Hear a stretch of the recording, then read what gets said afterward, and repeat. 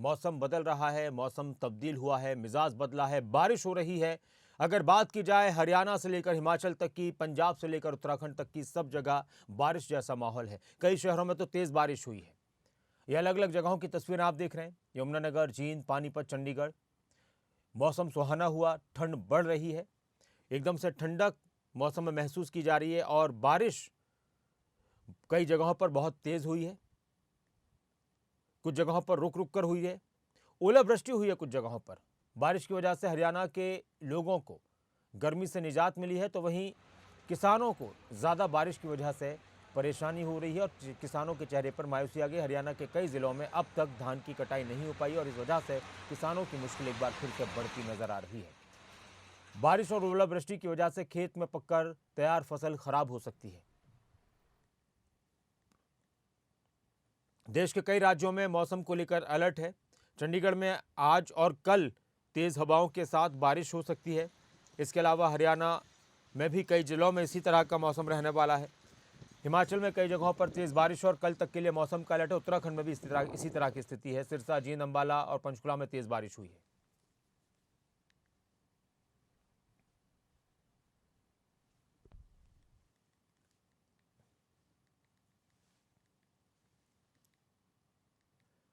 तो मौसम सुहाना हुआ है और ये तस्वीरें हैं हिमाचल प्रदेश की।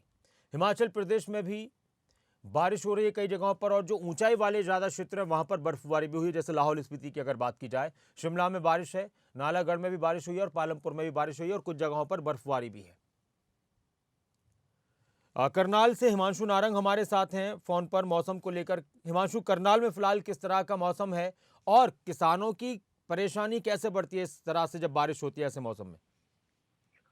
देखिए, अगर मौसम की बात की जाए तो अचानक से आज सुबह मौसम ने करवट ली और उसके बाद घने बादल छा गए।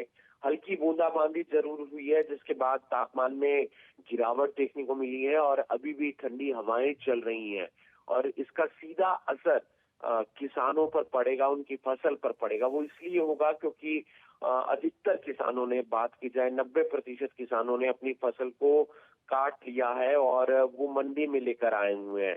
लेकिन मंडी में लगातार हम देख रहे हैं जाम लग रहा है, गेट पास की समस्या आ रही है और खुले में धान है। तो ऐसे में धान की फसल भीगेगी और फिर नमी आ जाएगी और सरकार ने कहा है कि हम गीला धान नहीं खरीदेंगे।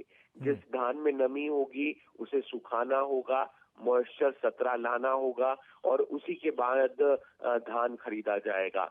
तो ऐसे में किसानों की परेशानियां जरूर बढ़ेंगी, लेकिन यहाँ पर आम व्यक्ति को भी लापरवाही नहीं बरतनी जी। है।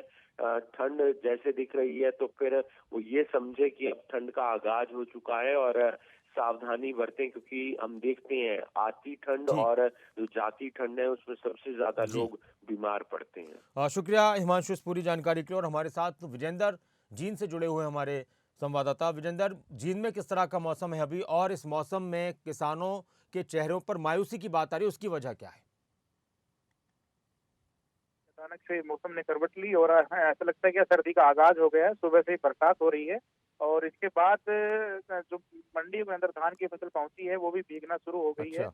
हालांकि देखिए 30% से ज्यादा अभी जो धान का सीजन है वो जा चुका है, लेकिन एक बड़ी मात्रा में कह सकते हैं अभी गेहूं धान की जो फसल है वो आनी है मंडियों के अंदर और अभी खेतों में भी खड़ी है। तो ऐसे में जो धान के किसान है उनके चेहरे पर मायूसी जरूर है, क्योंकि कटाई का समय है और अभी फसल मंडियों में लेके आने का समय है। ऐसे में बरसात होती है तो निश्चित तौर पर जो फसलों को नुकसान होगा, धान की फसल को नुकसान होगा और जो नमी की मात्रा है वो बढ़ेगी। नमी की मात्रा बढ़ने से जो किसानों को दिक्कतें आएंगी, क्योंकि प्रशासन जो है, सरकार नमी की मात्रा ज्यादा होगी वो फसल नहीं खरीदेगा। तो ऐसे में जो किसान है मायूस नजर आ रहे हैं। हालांकि अभी ठंड जरूर बढ़ी है। ठंड ठीक है। बढ़ने से जो पोल्यूशन है उससे कहीं ना कहीं थोड़ा बहुत उसमें कमी जरूर आएगी, क्योंकि जो एयर क्वालिटी इंडेक्स है वो 200 पार दिन के अंदर पहुंच चुका था। लेकिन किसानों की बात करें तो उनको एक जो है इस बरसात से नुकसान जरूर होगा। शुक्रिया इस पूरी जानकारी के लिए, बातचीत के लिए विजेंदर।